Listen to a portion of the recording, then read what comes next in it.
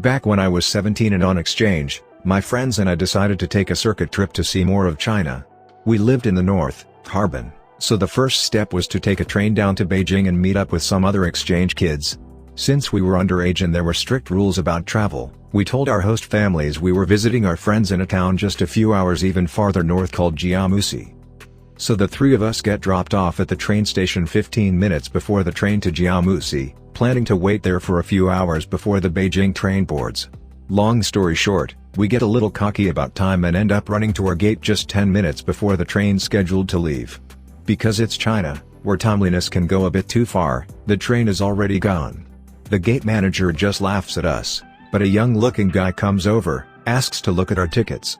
We hand them over, and he takes off running.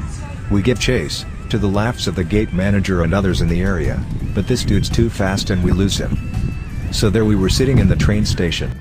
We can't go home, because it's not like we can say oh we missed the train to Jiamusi hours ago and just came back now. We couldn't afford new tickets, so we stalked the station for the guy before, in true teenage fashion, we sat ourselves down in moped.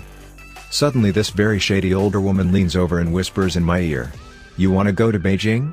I can get you there for half the price of that train." Fool us once, right? So we politely tell her we're not sure we're interested. She gets assertive, grabs me by the arm and starts pulling me up, saying she'll take us to Beijing. My friend wrestles me back, and is now way beyond suspicious. He asks her to come with him as he goes from stranger to stranger, telling our situation and asking if this woman sounded trustworthy. Some said yes, some said no. Well, that was good enough for us. We follow her out of the station to an alley behind it. We stop outside a convenience store, where three big guys ask to take our bags. We're now very uncomfortable, and try to resist, but they snatch them and take them to the back. We're trying to ask the lady what's going on, but she just keeps telling us they work for her. It'll be fine, sit here for 45 minutes, and then gives us each a lollipop to bide our time. At that point, we were really up shit creek, so what are you gonna do? We sat down and sucked on our candy in very dejected silence.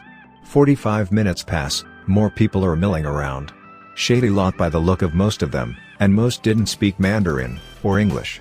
My friend starts crying, she cried easily, but it was stressful. So the lady keeps shoving convenience store snacks on us and not leaving until we eat them.